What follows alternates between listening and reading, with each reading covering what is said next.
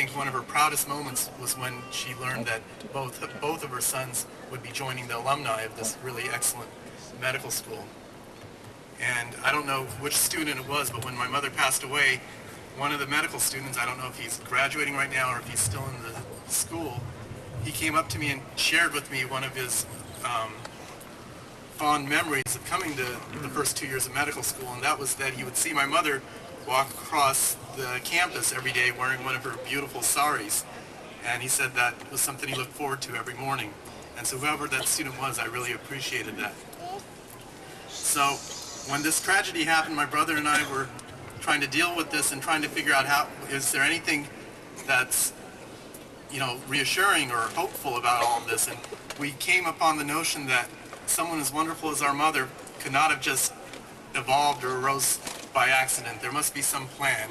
And it was, her existence was the proof we'd need that God existed in this world. And that was fine for a little bit, but over the past few months, I've realized that my mother wouldn't agree to this because she was a very humble person. And she would never have considered herself more special than anyone, and she would have said that all mothers are beloved and dear, and there's countless mothers throughout this world. And so I'm going to just finish off with a little story that I'd read a long, long time ago that illustrates this point. And all the medical students here have delivered babies with us on labor and delivery in the OBGYN department, and so they'll understand what I'm talking about. But the story goes that there was a mother and a son, and they were discussing human existence and life, and the son had thought that he was really well-versed in theoretical physics and quantum mechanics, and he felt that life may have been an overrated phenomenon. The mothers are very wise, and she looked at him and said to him that in every human coupling, 1,000 million sperm vie for a single egg, and of the thousands of millions of children competing for fertilization, the fact that only you and you emerged is something very special. To distill so specific a form from that chaos of improbability, it's like turning air to gold. It's the crowning unlikelihood and a thermodynamic miracle. And the son was beginning to understand what she was talking about, and he said, well, if you can say that about my life, and that my life's a thermodynamic miracle, you can say that about anyone in the world. And the mother looked at him and smiled and said, yes, anyone in the world.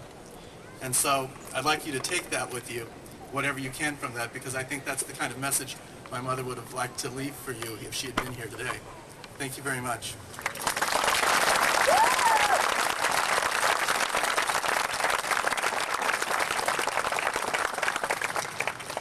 I'd like to present to you Dr. Richard Frankenstein, past president of the Orange County Medical Association, who will present congratulatory remarks to the graduating class. Dr. Frankenstein?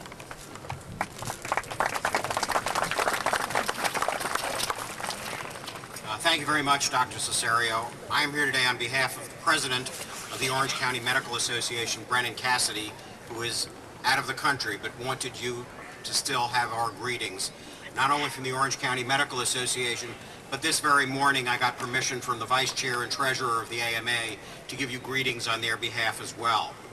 You've just completed the most extensive, comprehensive, intensive, exhaustive, and I'm sure you have some other adjectives as well, educational experience available in this world. No doubt along the way you have heard about, well, you just heard from Dr. Mineta about some of the challenges you will face. I'll not repeat them. But as you face those obstacles, be reassured that the Federation of Medicine, 700,000 strong, is behind you every step of the way. It is a privilege indeed to be a physician, to share with so many people, our patients, the most poignant moments in their lives: birth, death, sickness, recovery. Even lesser milestones like college physicals and sports physicals are memorable to the participants.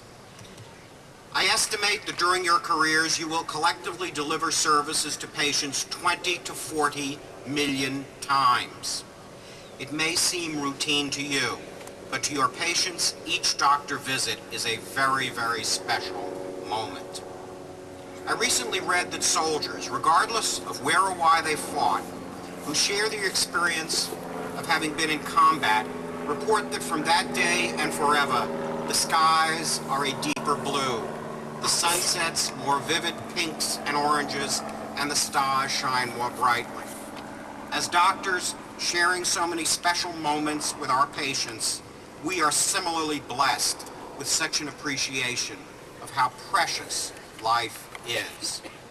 It is thus only fitting that you graduate on such a beautiful day. Tomorrow's sunrise, the first one when you are doctors, I'm sure will be a lot brighter too. Congratulations and thank you very much.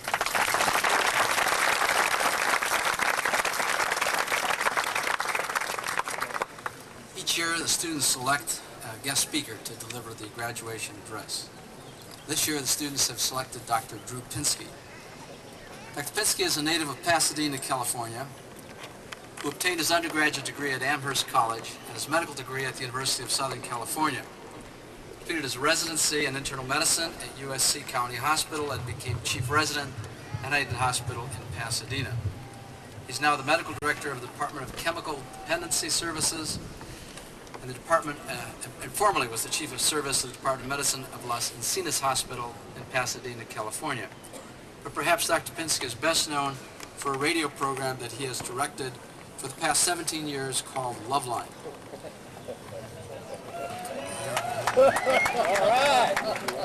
However, Dr. Pinsky has a number of noteworthy accomplishments. He has participated in Larry King Live.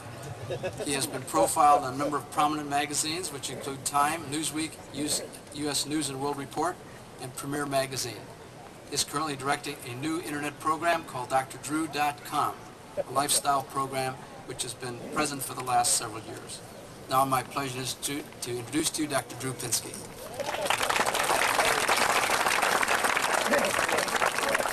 Thank you, Dean Cesare, and thank you to the class of 2000 for inviting me. It's really a pleasure to address you guys. I've had a chance to question your class presidents about your makeup and who you are and what you're looking forward to, and there's some amazing stories amongst you. But actually, I first wanted to start with an apology. As I looked through the program here, I noticed that I'm scheduled to give the presentation address. I developed the commencement address. If you'd like to hear the commencement address, you can meet me by the potato salad after the ceremony. So I've had to come up with some comments that are befitting of a presentation address. And as such, I quickly pulled my thoughts together, and I thought perhaps a phenomenon that would be near and dear to you all's heart, and in fact something I think is critically important for physicians, and certainly something you've seen your fair share of in your training, and that would be incontinence. Oh yes, yes. Incontinence is a vitally important issue for young medical students.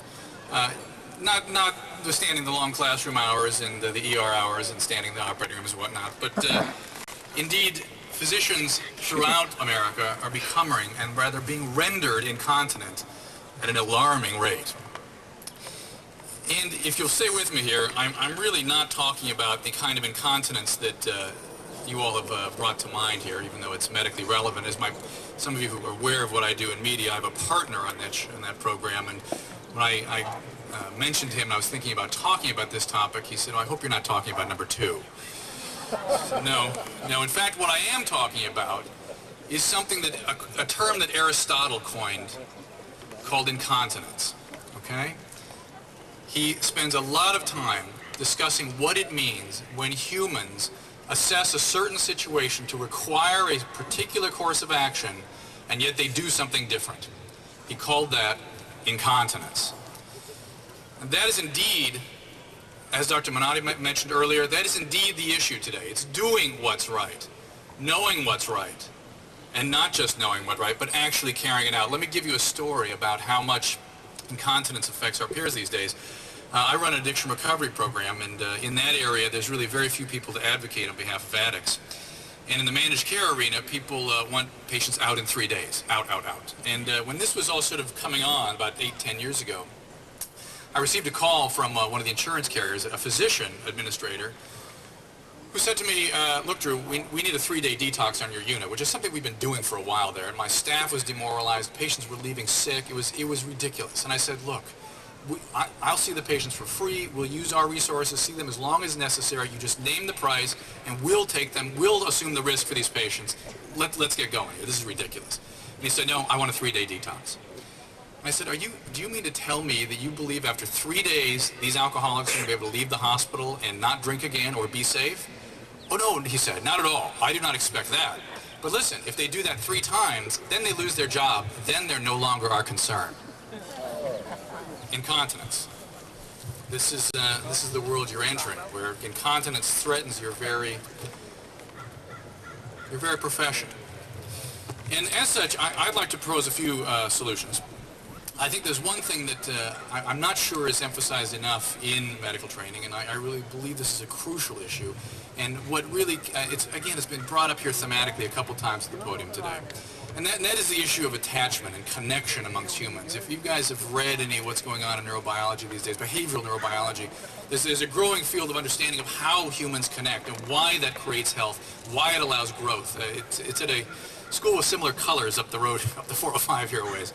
But the fact is that we now know that the right orbital frontal system, the right brain communication that people are able to manifest are essential for limbic growth, are essential for healing, are essential for emotional growth, essential for regulation of affect, essential for knowing who we are, for having a complete sense of self and self-worth.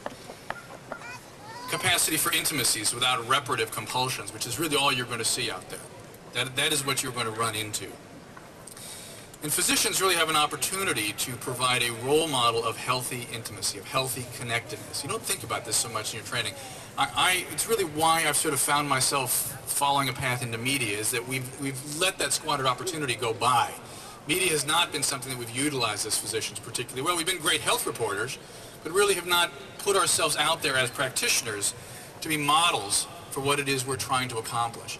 Let me tell you an example of another story. This is a young man who came to me to do an interview, and he's a accomplished writer now. He was a street child, a street adolescent, a male prostitute, a heroin addict, who basically roamed around the street with a group of other street kids in San Francisco. And he said he used to listen to my radio program, and they would gather around the radio at night.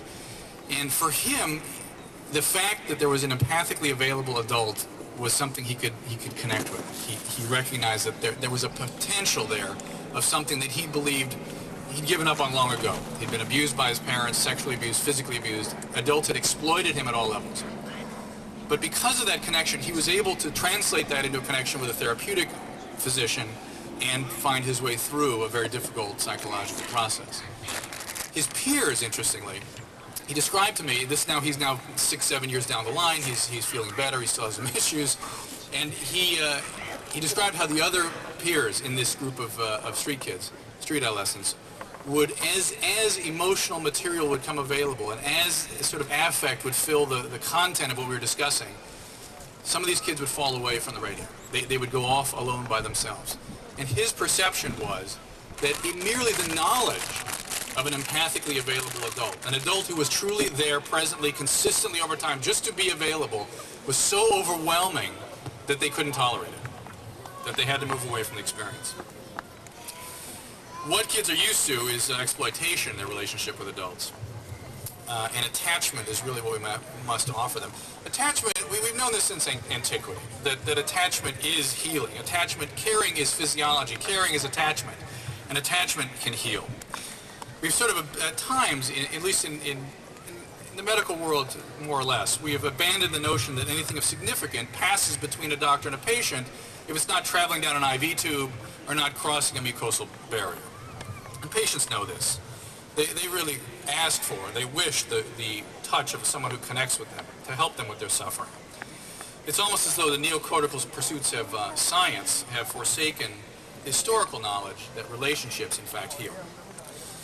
Hand-holding has become a luxury. In fact, I'll quote a 1994 article from Lancet where the British medical system was exploring the possibility of adding theatrical training to medical training in order that physicians, quote, if they do feel antipathy, at least they should act as if they cared. Yes, indeed. We have forsaken a lot of our limbic wisdom.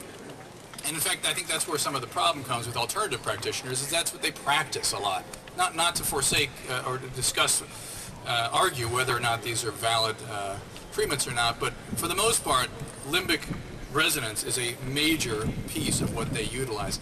Another story, I don't know if you all remember, you guys may be too young, there were hostages in Lebanon at one time, and in Iran too before that. In that story there's a fellow named Terry